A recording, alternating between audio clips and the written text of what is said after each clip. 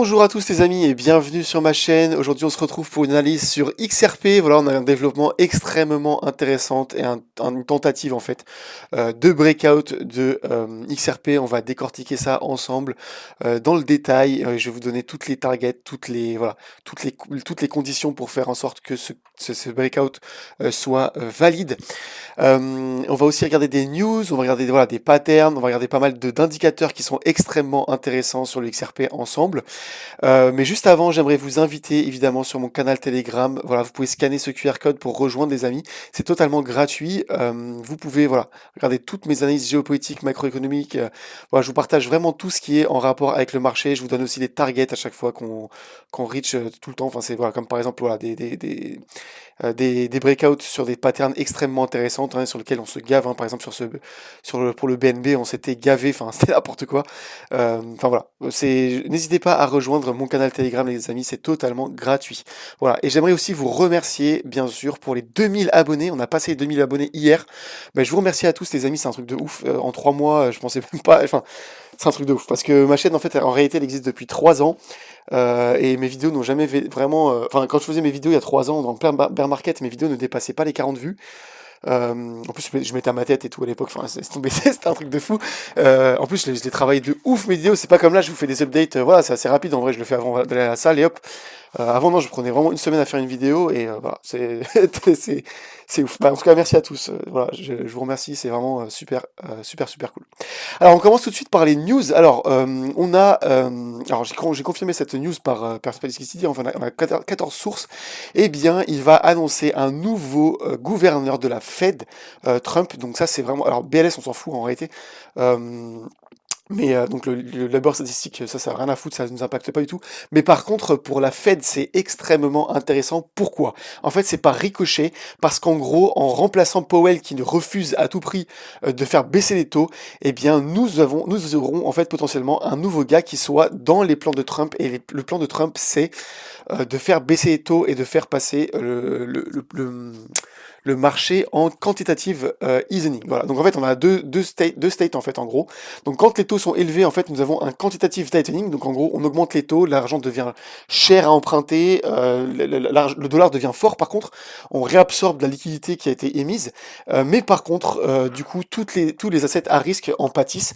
Les gens en fait fuient le dollar. On fuit les assets pour se réfugier dans le dollar parce que le dollar surperforme. À l'inverse, lorsqu'on baisse les taux, eh bien le dollar, en fait, on crée de la monnaie. Les gens peuvent emprunter de la monnaie et du coup, ils peuvent emprunter de la monnaie pour aller se positionner où sur des assets à risque, donc comme le XRP, BTC, voilà. Ils peuvent, en fait, tout ça crée de la liquidité à envahir le marché et du coup, c'est extrêmement positif pour le marché en général lorsqu'on entre en quantitative tightening. D'ailleurs, je vous ai fait un tuto il y a super longtemps sur mon canal Telegram, faudra que je le retrouve, mais en tout cas, vous pouvez toujours taper la recherche là, et vous tapez quantitative tightening, par exemple, et je vous avais fait un tutoriel absolument pertinent pour comprendre comment ça fonctionne. Et donc du coup, indirectement, le fait que Powell dégage, en fait, c'est extrêmement positif pour le marché. Et en fait, on a un peu un alignement des étoiles entre les ETF qui sont prévus entre septembre et octobre, entre Powell qui dégage et on va avoir un quantitative. En fait, on va rentrer en QE, voilà, on va dire QE parce que quantitative easing, ça chiant à dire. En plus de ça, en fait, on aura donc toute la liquidité qui va se déverser via les. En fait, je vous avais fait un article dessus. Hein. Donc, toute la liquidité en fait des milliards et des trilliards même qui vont se déverser. Parce qu'en fait, Trump va ouvrir les marchés crypto à beaucoup d'autres. Comment dire? Ouais, je l'avais mis ici, voilà. En fait, il va ouvrir le marché américain à la retraite, à l'or, les private equity. Et en fait, ce sont des dizaines de trilliards qui risquent de rentrer sur le marché de la crypto. En fait, potentiellement, hein, ça veut pas dire que tout va se déplacer dans la crypto, mais en tout cas, ça ouvre un potentiel qui est assez monstrueux. Donc en fait, on a vraiment un alignement des étoiles pour septembre, octobre, novembre, décembre. Voilà. Donc sur cette temporalité-là, on risque d'avoir quelque chose de très intéressant. Mais à plus court terme, il faut faire extrêmement attention. Et là, je vous parle vraiment dans les prochains jours, hein, pas dans les prochains mois. Prochains mois, les amis, il n'y a rien à se dire, c'est incroyable ce qui nous attend. Mais par contre, on a l'ultimatum à Poutine pour stopper la guerre. Et ça aussi, pareil, je vous avais fait un article dessus. Eh bien, il faudra faire extrêmement attention. Pourquoi? Parce que le 8 août, eh bien, on risque d'avoir des droits de douane élargis à certains pays. Donc la Turquie, rien à foutre, clairement. L'Inde, c'est à surveiller. surveiller parce que voilà, il y a quand même pas mal de volume dessus. Mais par contre, la Chine, ça risque d'être un tournant majeur dans l'économie et on risque d'avoir de nouveau une guerre de tarifs insupportable à endurer. Et du coup, on risque d'avoir plusieurs jours ou plusieurs semaines de dump. Ça, il faudra faire extrêmement attention donc dans les prochains jours, prochaines semaines. Voilà, ça, c'est une news à vraiment surveiller sur le très court terme. Mais en tout cas, sur le très long terme, voilà, c'est tout, enfin, vraiment un alignement des étoiles. C'est assez dingue. Alors, on revient sur la charte, les amis. Alors, faut que je ralentisse un peu sur mon débit de parole, parce que voilà, ça c'est un problème que j'ai depuis que je suis gamin, hein, les amis. Je parle très très très vite parce que mon débit de pensée, si vous voulez, excède largement ma capacité à parler. Et du coup, voilà, je suis toujours largement en avance dans ma tête, mais par contre, voilà, faut que je prenne le temps de libérer les infos. Alors, on commence par les patterns. Alors, les patterns, qu'est-ce que je vous disais il y a 2 semaines? Voilà, 14 jours, hein, donc vraiment 2 semaines. Et bien, qu'est-ce que je vous disais? Écoutez bien. Indicateur, nous allons chercher ces targets-là, quoi qu'il arrive. Par contre, plus on se rapproche, évidemment, de la target en haut, et plus on a des chances de se retourner et faire de nouvelles patterns de consolidation. Pourquoi? Pour liquider tous les longs qui sont un peu au-dessus, exactement comme on a fait sur BTC. Regardez, sur BTC. Voilà, donc et c'est exactement ce qui s'est passé. Alors franchement, les gars, sur cette vidéo-là, on était exactement à ce pic-là. Alors franchement, ça c'était que de la chance. Venez pas me dire, s'il vous plaît, que je suis un prophète, ou venez pas me MP en me demandant des prédictions. Ça ne marche pas comme ça. Mais c'est vrai que par contre, là vraiment, c'était un truc de fou parce que exactement ici, je vous ai dit, on risque d'avoir un falling broadening wedge. Et en fait, c'est exactement ce que nous avons eu. Alors ça, c'est vraiment de la chance parce qu'en vrai de vrai, on aurait très bien pu l'avoir ici, par exemple. Mais voilà, du coup, on a notre falling broadening wedge exactement comme prévu. En fait, on reprend exactement la pattern de BTC. Hein, c'est quand même assez dingue. Regardez bien. Falling wedge, on a une target à 123 000 $. Et bien, sur le haut de la montée, nous avons un falling broadening wedge en liquidant tous les longs qui se sont positionnés durant la montée pour décharger le train et après continuer ou exactement pixel près vers la target. D'ailleurs, la pattern de transition ici, elle nous donnait exactement la même target. Ce qui n'est pas le cas sur l'XRP, je vais vous montrer juste après, à moins qu'on ait un retracement plus profond. Mais en tout cas, c'est extrêmement pertinent. Vous voyez à quel point les convergences des patterns, c'est un truc de fou sur BTC. Et bien sur XRP, c'est exactement la même chose que nous avons. Nous avons un falling wedge ici. En réalité, regardez, on va même prendre de plus loin. Nous avons un giga falling wedge avec en target, donc on avait vu ensemble, hein, ça je vous apprends rien. Eh bien, nous avions vu que nous avions une target de à peu près 4,70 $. Voilà. Eh bien, durant cette montée-là, nous avons une seconde target. Non, attendez, je vais juste vous garder. Nous avons une seconde pattern, voilà, donc pattern de transition, falling wedge ici, avec une pattern qui nous donne quoi? Exactement la même target. Hein, regardez, la target elle est ici, la target elle est ici. Nous avons exactement la même configuration. Et durant cette seconde montée, eh bien, nous avons encore de nouveau une transition. Voilà, en fait, en réalité, si vous regardez le marché, les gars, même par exemple, vous regardez ici, si vous regardez en 1 minute, eh bien, vous avez toujours des targets et des micro patterns de transition à chaque fois. C'est exactement pareil. Et bien, lorsque l'on est monté sur cette montée-là, eh bien, nous avons de nouveau une pattern de transition. Et alors, cette pattern de transition, regardez ensemble quel target elle nous donne. Si on reporte à la cassure et que la cassure c'est maintenant, eh bien, ça nous donne pour l'instant 4,07 $. Voilà. Mais ça pour l'instant, on va mettre de côté. Pourquoi? Parce que regardez, je vais vous montrer en plus court terme. Eh bien, qu'est-ce qu'on a eu, les amis? On a eu 2 patterns de transition. On a eu le rising wedge ici avec une pattern avec une target en fait. Exactement en fait on a allé chercher pixel près la target et qu'est-ce qui s'est passé à la target? Nous avons buté une fois, 2 fois contre et après nous sommes retournés pour voilà. Après est-ce que je savais que nous allions nous retourner à cette target là? Non, franchement c'est impossible à savoir ça.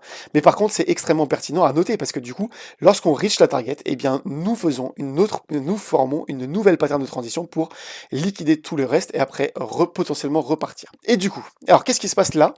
Eh bien nous avons buté, regardez bien, nous avons buté ici, 1 fois, 2 fois, 3 fois, et là, la 4e fois, eh bien, nous sommes en train de tenter de breakout. Regardez, et ici, alors, par contre, je tiens aussi à rappeler un truc, les amis, parce que ça, c'est un truc que certains m'ont fait notifier dans le groupe, et c'est totalement valide. Eh bien, ça fait aussi un falling wedge. Mais en réalité, on s'en fout un peu. Pourquoi? Parce que, alors, je vais vous expliquer pourquoi. Pourquoi? Parce que, en fait, c'est là où je parlerai du premier arrêt. Pourquoi est-ce que je le vois pas comme un falling wedge, mais plutôt comme un falling broadening wedge? Mais bon, ça, on s'en fiche, parce qu'en réalité, les deux sont valides et les deux ont le même pourcentage de breakout. Mais ce qui est extrêmement intéressant à noter, c'est que nous sommes en train de tenter de breakout. Et comme je vous ai dit, nous ne validons pas le breakout tant que nous n'avons pas passé les 2 heures du matin. Donc là, il est 17 heures. Et bien, tant que nous n'avons pas clôturé, parce que ça, c'est une pattern daily.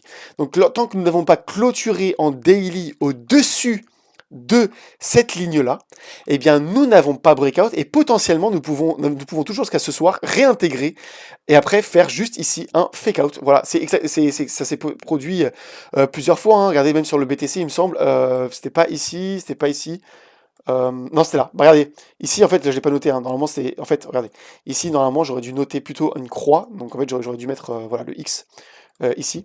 Ici, nous avons fake out. Regardez, on a fait une sortie, mais en fait, comme on n'a pas clôturé au-dessus, nous avons réintégré, allez même chercher beaucoup plus bas, et après, nous avons fait le breakout définitif. Mais en fait, il faut attendre la clôture. Et c'est exactement pareil. Hein. Lorsque nous avons une pattern en weekly, il faut attendre une sortie en weekly pour confirmer le breakout. Vous voyez? Donc, regardez par exemple, bah, ici, voilà, nous avons une pattern en weekly. Ici, fake out. Mais par contre, ici, lorsqu'on a clôturé au-dessus de la pattern en weekly, eh bien c'était un breakout confirmé. Breakout confirmé, qu'est-ce qui s'est passé? Voilà, extrêmement haut, enfin un mouvement extrêmement puissant vers la hausse. Regardez, ETH par exemple, exactement pareil. Ici on a fait fake out, ici on a fait un fake out à la baisse. Ça, on a eu très peur, hein. Franchement on était beaucoup à avoir très peur, parce que le target était 800 $, c'était vraiment effrayant.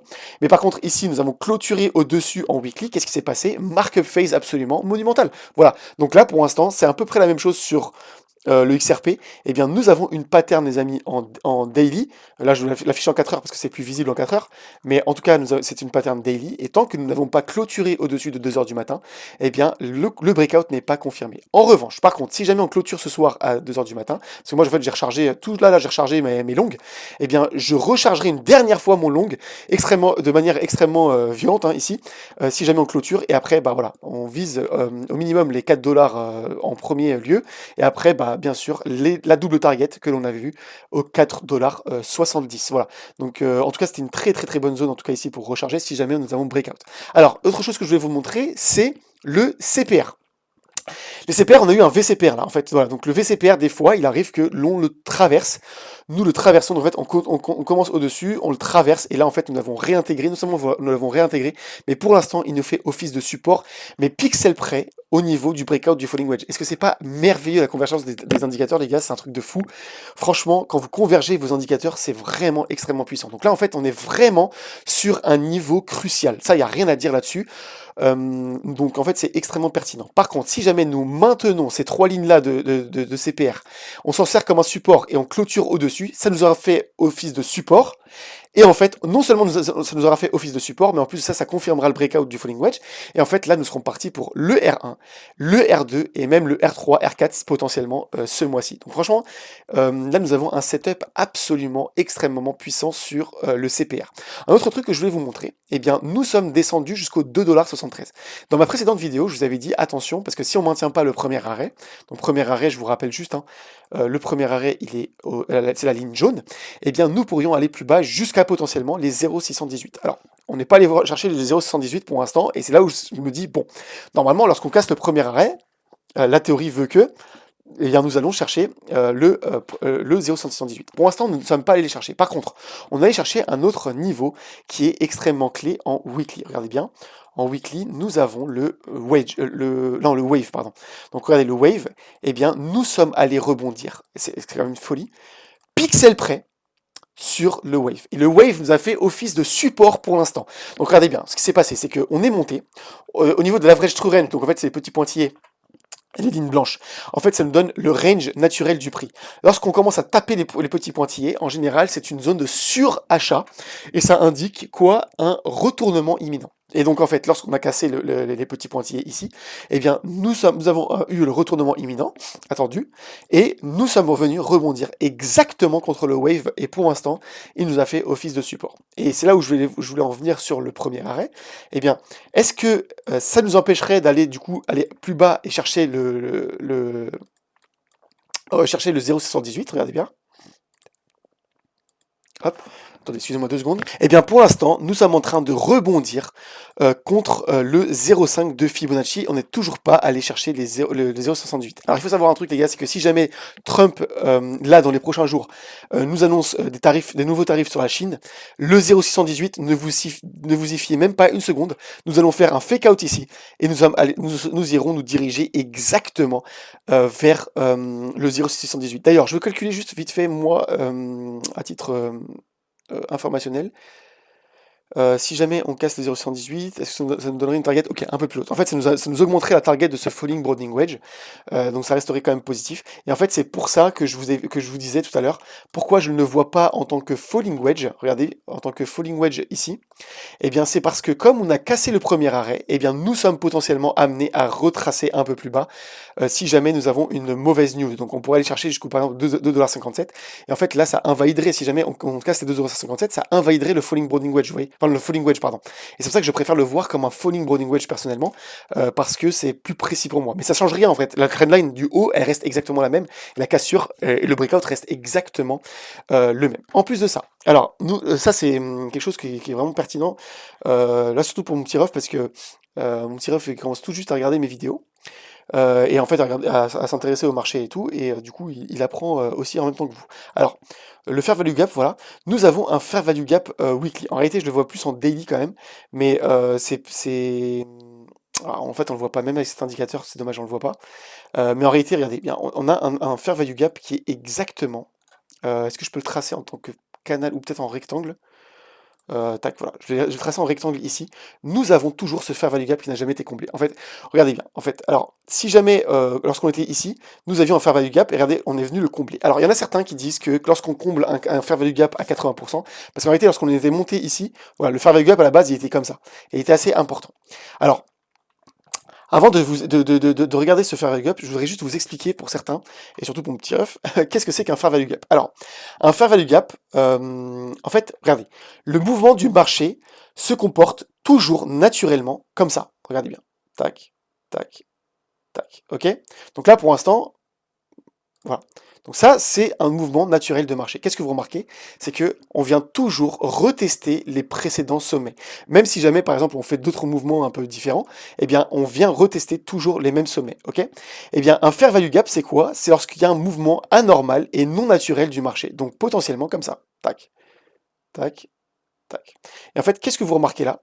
Eh bien, voilà, nous ne sommes pas venus retester le précédent sommet, et en fait, on crée un creux. Voilà. Et ce creux s'appelle un fair value gap. Pourquoi? Parce qu'en fait, regardez, ce qui se passe, c'est que si jamais, par exemple, ici, on a 1000 acheteurs, 1000 vendeurs, et donc l'offre et la demande s'équilibrent, nous avons toujours ce schéma-là. C'est impossible que ce soit autrement, les gars. C'est lorsque l'offre et la demande sont exactement au même niveau, eh bien, nous avons toujours ce schéma-là, et nous n'avons pas de fair value gap, et les gaps sont toujours comblés. Ok? Mais lorsque nous avons, par exemple, 100 000 acheteurs pour 1000 vendeurs uniquement, mais d'un seul coup, mais vraiment c'est vraiment extrêmement brutal, et bien nous avons toujours un fair value gap, et ces fair value gap en général ne sont jamais comblés. Je vous montre un exemple, par exemple sur BNB, ça c'est lorsqu'on change de paradigme en fait. C'est quand je vous dis on change de paradigme, c'est par exemple, voilà, ici par exemple sur la BNB Chain, et bien à l'époque, ici, quand moi j'en avais acheté, et bien nous étions peut-être, je dis n'importe quoi, les chiffres que je vous dis, j'invente parce que je n'ai pas les chiffres exacts, mais en tout cas, c'est juste pour vous illustrer le propos. Eh bien, ici, nous avions peut-être 20 000 acheteurs pour 20 000 vendeurs, ok, à l'époque, et ici, toute cette partie-là, voilà, 20 000 acheteurs pour 20 000 vendeurs. Ici, qu'est-ce qui se passe? Il lance la BSC, donc la Binance Smart Chain, et du coup, elle devient une blockchain tout aussi puissante que ETH, et même beaucoup plus intéressante que ETH, puisque du coup, il y a beaucoup moins de frais que sur ETH, et voilà, elle change de paradigme. Et donc, en fait, d'un seul coup, eh bien, nous passons de 20 000 vendeurs à 20 000 acheteurs, à 1 million d'acheteurs pour 20 000 vendeurs. Et du coup, en fait, l'offre devient absolument monstrueuse. Qu'est-ce qui se passe? Eh bien, regardez, nous avons un fair value gap absolument monstrueux que nous ne sommes jamais allés... Regardez, le gap, il est là. Hein. Eh bien, nous ne sommes jamais allés le retester. Pourquoi? Parce qu'en fait, on a changé de paradigme. On a changé d'offre et de demande totalement et définitivement. Et c'est exactement ça qui s'est passé, par exemple, sur l'XRP. L'XRP, lorsque nous avons fini le procès avec la SEC, eh bien d'un seul coup nous avions eu un énorme fair value gap qui s'est créé. Pourquoi? Parce que nous avons changé de paradigme. On est passé de 100 000 acheteurs à 100 000 vendeurs à peut-être 20 millions d'acheteurs pour 100 000 vendeurs. Et donc du coup, qu'est-ce qui s'est passé? Eh bien, il s'est créé quelque chose qui s'appelle le supply shock. Et je vous invite à demander à ChatGPT qu'est-ce que c'est qu'un supply shock sur le marché. Et du coup, eh bien, naturellement, nous avons un fair value gap que nous ne sommes jamais amenés à aller chercher parce que d'un seul coup, en fait, nous avons des millions de personnes qui sont venues s'intéresser à ce token-là. Et du coup, nous changeons de paradigme. Sauf que, bah, ici, c'est pas le cas. En fait, donc attendez, je vais juste supprimer tout ça, nettoyer ma charte. Eh bien, là, à l'heure actuelle, qu'est-ce qui s'est passé? Nous n'avons pas eu ce cas de figure, nous n'avons pas de changement de paradigme. C'est-à-dire que nous n'avons pas eu les ETF. Le jour où on aura les ETF, nous aurons une montée exactement pareille. Le jour où on aura les ETF qui sont acceptés, nous aurons un afflux financier qui sera tellement tel, qu'en fait, tellement d'acheteurs, que du coup, eh bien, la vente ne suivra pas. Et donc, nous aurons une mèche absolument monstrueuse et vertigineuse parce que nous changerons de paradigme, en fait, et de nombre d'acheteurs et de nombre de vendeurs de manière définitive. Sauf que là, en fait, nous n'avons pas eu ça. Nous avons toujours autant d'acheteurs et autant de vendeurs. Et en fait, bah là, nous avons ce sommet-là. Donc, du coup, qu'est-ce qu'on fait? On fait tac, tac, et en fait, là, tac, voilà, on vient retester le sommet. Sauf que pour l'instant, nous n'avons pas retesté pixel près. Alors, il y en a beaucoup, comme par exemple, bon, je ne vais pas citer d'autres youtubeurs, des youtubeurs qui sont quand même assez très très bons, eh bien, qui disent quoi? Qui disent qu'en fait, nous n'avons pas besoin de combler à 100% le fair value gap. Eh bien, moi, je vous dis un truc, les gars, c'est qu'il faut faire extrêmement attention. Parce que si jamais nous avons les tarifs douaniers avec la Chine, eh bien, nous pourrions revenir exactement à ce niveau-là. Et ce niveau-là correspond à quoi? Convergence des indicateurs. Eh bien, exactement. À quoi? Au 0,618 de Fibo. Regarde bien. Hop, le sommet ici, eh bien c'est le 0,618 de Fibonacci. Donc du coup, c'est un niveau extrêmement menaçant et auquel il faudra faire extrêmement attention. Autre chose, une autre menace qui est quand même extrêmement importante aussi, mais tout ça, ça dépendra aussi beaucoup de Trump. Malheureusement, je peux vous lire les charts et je peux vous dire, voilà, on a cette pattern-là, cette target-là, mais par contre, je ne peux pas vous dire ce qu'il y a dans la tête de Trump et comment est-ce qu'il pourrait affecter le marché. Et c'est pour ça que les patterns, en fait, elles vous disent jusqu'à où on peut descendre, mais pas jusqu'à où... Enfin, en fait, elles disent jusqu'à où on peut descendre ou jusqu'à où on peut monter, mais pas quand. Donc c'est là où c'est extrêmement intéressant de suivre les news, parce que du coup, ça vous donne plus un indicateur sur la temporalité. Et donc du coup, pourquoi je le vois comme un falling Browning wedge? Parce qu'on pourrait aller plus bas, jusqu'à retester du coup le deuxième arrêt, donc 0,72 de Fibonacci, mais nous pourrions très bien aussi breakout, et là faire un truc un peu plus vicieux, c'est que nous irions rebondir et retester jusqu'à redescendre jusqu'à ce sommet-là, donc le second arrêt, et après repartir. Pourquoi? Parce qu'en fait, on l'a déjà fait sur BTC. Regardez bien, sur BTC, je ne sais pas si vous vous souvenez, bien sûr que non, vous vous souvenez pas, parce qu'à l'époque, sûrement, la plupart d'entre vous n'étaient pas encore sur le marché, mais moi, je m'en souviens très très bien. Nous avions breakout ici. Voilà, donc breakout, je vous rappelle juste, hein. Alors, je parle beaucoup aujourd'hui, par contre, on est à 22 minutes déjà de vidéo, désolé les gars, je parle beaucoup, mais regardez bien. Eh bien, nous avions une target là, voilà, qui nous amenait aux 100 000 $, et en fait, lorsque nous avions breakout ici, nous ne sommes pas allés tout droit jusqu'à 100 000 $. Qu'est-ce qui s'est passé? Le truc un peu plus vicieux, c'est que nous avons breakout, confirmé le breakout, nous sommes venus rebondir une fois, reparti, et là, nous sommes revenus rebondir une deuxième fois bien plus profond avant d'aller chercher, avant d'aller vers notre target, voilà, que l'on connaît. Mais en tout cas, nous sommes quand même revenus faire un rebond une fois et deux fois. Et ce rebond, il paraît pour pas beaucoup, hein, mais je vous montre un truc, juste un truc, regardez bien. Eh bien, nous avons quand même pris un moins 22%. Moins 22% sur le BTC, les gars, je vous assure que c'est un cataclysme. Moi, j'y étais et j'étais là pour le voir et pour le vivre. D'ailleurs, c'était à notre clôture de première année de master, je m'en souviens, et ici. Et nous avons eu un espèce de cataclysme, moins 21%, avant de pourtant, après, reformer une nouvelle pattern. Hein. Une nouvelle pattern qui est d'ailleurs bearish, mais par contre, elle nous donnait exactement la même target que le falling. Voilà, je l'ai tracé dégueulassement. Mais normalement, elle donne exactement la même target. Et regardez, même la pattern d'après, elle nous donne aussi exactement la même target que les 100 000 $. Voilà. Et on est allé chercher du coup ces targets-là. Mais ce que je veux dire, c'est que ça ne nous empêche pas de faire des petits mouvements des fois un peu plus vicieux. Donc prudence. Pourquoi? Parce que même si la charte elle est extrêmement bull et on paraît sur la verge d'un breakout là, eh bien il faudra faire extrêmement attention à ne pas par exemple sortir et après rebondir deux fois dessus et repartir vers la target des 4,70 $. Voilà. Parce que la target des 4,70 $, c'est une évidence qu'on ira la chercher. On ira la chercher avant quoi? Et là, je veux m'arrêter là parce que là, je parle beaucoup trop aujourd'hui. Je vous rappelle juste la target à long terme. Eh bien, la target à long terme, d'ailleurs, vous savez que la pattern que je vous ai montré, donc le petit falling broadening wedge que je vous ai montré, nous donne exactement comme target la trendline de ce cup and handle. Et regardez bien la target de ce cup and handle. Vous prenez le plus haut et le plus bas et vous le reportez. Et bien à la cassure, et bien c'est les. Bon là je trace dégueulassement. Mais en réalité c'est voilà, c'est les 26 $ au minimum. Mais vous tracez votre voilà, vous avez le textbook ici, hein, je vous ai mis la théorie. Donc vous prenez l'intégralité de la cup et vous la reportez à la target et vous avez le minimum price target. C'est-à-dire que c'est même pas la target finale, c'est le minimum que l'on va reach pour XRP. Et je suis convaincu qu'on ira beaucoup beaucoup plus haut, mais en attendant, pour l'instant, la seule target que ça nous donne, pour l'instant, au plus haut, je vois ça, mais après, on pourrait très bien avoir de nouvelles patterns, par exemple, qui se forment. Donc, par exemple, je sais pas, ici, on fait un épaule, tête, épaule, comme ça, et après, ça nous amène beaucoup beaucoup plus haut encore. Voilà, c'est donc, pour l'instant... voilà, faut pas se fier uniquement à cette target-là pour les prochains mois, prochaines années, hein, mais on aura d'autres targets dans les prochaines semaines. Voilà.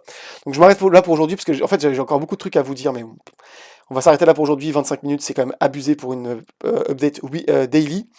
Je vous rappelle les amis que sur mon Linktree, vous avez tous mes liens partenaires donc pour trader ces mouvements-là. Voilà, donc vous avez mon Linktree sur lequel vous avez mes liens partenaires. D'ailleurs, il y en a un qui arrive très bientôt. Là, je suis en train de finaliser le partenariat avec la nouvelle plateforme. J'ai bien testé la plateforme pour être sûr que c'est pas une plateforme scam, parce que je veux pas vous partager tout et n'importe quoi, évidemment. Mais par exemple, voilà, vous avez donc ZoomX ici qui vous donne énormément de bonus dès l'inscription. Vous avez Mexé aussi qui vous donne jusqu'à 8 000 $. Mais en fait, c'est plus 8 000 $ d'ailleurs, les amis, c'est 10 000 $ maintenant. On a upgrade notre offre donc de mon affiliation. Et BingX qui vous donne jusqu'à 5 000 $ de bonus. Donc vous inscrivez, vous faites votre premier dépôt et après, bah, en fonction des volumes que vous tradez, vous pouvez aller jusqu'à 8 000 $, 5 000 $ sur BingX. Et sur ZoomX, vous avez 50 $ d'office à l'inscription dès que vous avez mis vos 100 premiers dollars. Je vous rappelle juste par contre que les bonus sont distribués le jeudi. Voilà, donc si vous faites un dépôt par exemple le dimanche et vous tradez le dimanche, eh bien le bonus vous l'obtenez le jeudi d'après.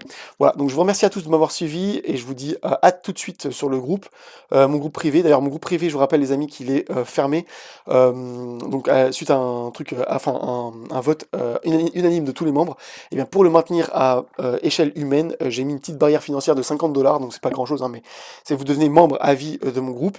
Et pour ceux qui pensent que je fais ça pour gagner de l'argent, les gars, toutes les 3-4 vidéos, je vous fais gagner 2 fois 50 $. Je vous fais gagner 2 fois 50 $ donc, à 2 membres, donc c'est pas du tout. Enfin, voilà, c'est juste pour les petits haters des fois qui me disent ah ouais, t'essaies de faire de l'argent avec. Bah, pas du tout, les amis. D'ailleurs, le second gagnant, parce que là j'ai eu le premier gagnant de mon dernier giveaway, donc ici, hein. Mais par contre, bah, le second gagnant, s'il te plaît, manifeste-toi parce que du coup, bah, je dois t'envoyer 50 $. Pas de bonus d'ailleurs, c'est 50 USDT en token. Donc manifeste-toi s'il te plaît, envoie-moi un message pour que je t'envoie les 50 USDT sur ZoomX. Voilà, donc merci à tous en tout cas de m'avoir suivi. Je vous dis à la prochaine, prenez soin de vous. Ciao, ciao.